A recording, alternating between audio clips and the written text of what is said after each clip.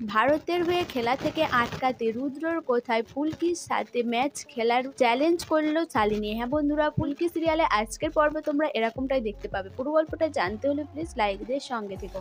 জেঠিমা কিছুতেই মানতে চায় না যে রুদ্র এইসব কাণ্ড করেছে। তখন ফুলকি একে একে মনে করিয়ে দেয় যে রুদ্রদা কি করেছে, তার মেয়ের সাথে কি অন্যায়টা করেছে, তার সাথে ঝিনুকের সাথে, আবার এদিকে ঈশিতা দিদির সাথে, সবার সাথেই রুদ্রদা অন্যায় করেছে। আর তারপরেও আর ঋষিতাদি যে বলেছে রুদ্রদাই আমাদের দাদাভাইকে মেরে ফেলেছে, সেটাও তো এড়িয়ে যেতে পারি না, কারণ ঋষিতাদি একদিন রুদ্রদার সাপোর্ট ছিল।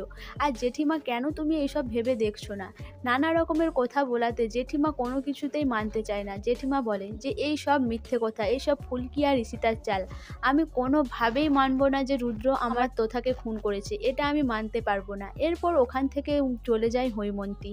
এদিকে ফুলকি আরে দিল্লিতে যাওয়ার জন্য টিকিট কেটে ফেলে। তার পরের দিনই ফুলকি আরে রেডি হয়ে যায়। এদিকে বক্সিং অ্যাসোসিয়েশন থেকে সিলেক্ট করা হয় ফুলকিকে, যে সে ভারতের হয়ে খেলবে।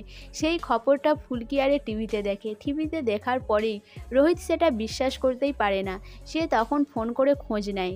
তারপরেই রোহিত জানতে পারে যে হ্যাঁ ফুলকিই খেলছে। এটা শুনে রায়চৌধুরী বাড়ির সবাই খুব খুশি হয়, সবাই খুব আনন্দ করতে থাকে। এদিকে শালিনী এক জায়গায় বিজ্ঞাপনের শ্যুট করতে থাকে। সেই সময়ই শালিনীকে এসে বলে যে থামুন, একটু পরে বলছি কি করতে হবে। তখন শালিনী বলে যে আমার হাতে সময় নেই, আমাকে ভারতের হয়ে খেলতে যেতে হবে, এরপরে কিন্তু আর কোনোভাবেই সময় দিতে পারবো না। তখন সেই লোকটি জানিয়ে দেয় যে আপনি তো কোনোভাবেই ভারতের হয়ে খেলতে যাচ্ছেন না, এক্ষুনি নিউজ শুনলাম যে ফুলকি দাস খেলছে ভারতের হয়ে।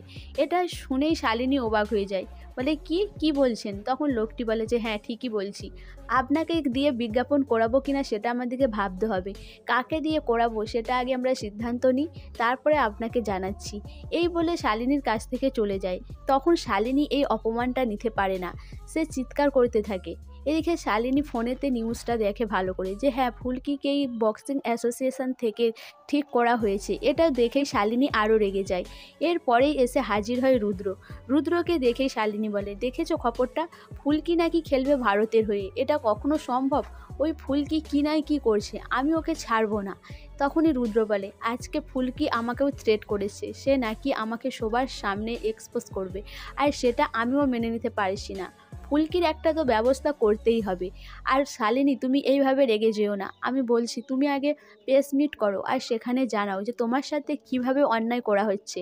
আর ওই বক্সিং অ্যাসোসিয়েশন লোকেরা যে সিদ্ধান্তটা নিয়েছে তুমি সেটা মানছো না। ফুলকিকে চ্যালেঞ্জ জানাও যে ফুলকি যে ভালো খেলে সেটা তাকে প্রমাণ করতে হবে, আর তারপরেই সে ভারতের হয়ে খেলতে যেতে পারবে। আর তোমাকে এসে যদি হারাতে পারে তবেই সেটা তুমি মেনে নেবে। এই সমস্ত কথা শুনে শালিনীও মনে মনে ঠিক করে নেয় যে হ্যাঁ রুদ্রদা যেটা বলছে সেটাই হবে। এদিকে রুদ্র বলে যে আগে ম্যাচটা তো হতে দাও, তারপরে দেখছি ফুলকি কিভাবে তোমার সাথে এই ম্যাচটা খেলে আর সে কিভাবে জিতে, আমি ফুলকিকে শেষ করে দেব। সো বন্ধুরা, ফুলকি আর শালিনীর যে ম্যাচটা হবে ওখানে কি ফুলকিকে হারানোর জন্য আবার নতুন কোনো চক্রান্ত শুরু করবে রুদ্র? তো তোমাদের কি মনে হয় অবশ্যই আমাকে কমেন্ট করে জানাবে। আর আমার ভিডিওটা ভালো লাগলে প্লিজ সাবস্ক্রাইব করে দিও, আর ফেসবুক থেকে দেখলে অবশ্যই ফলো করে দিও, আর তার সাথে সাথে একটা লাইক করো আর শেয়ার করে দিও।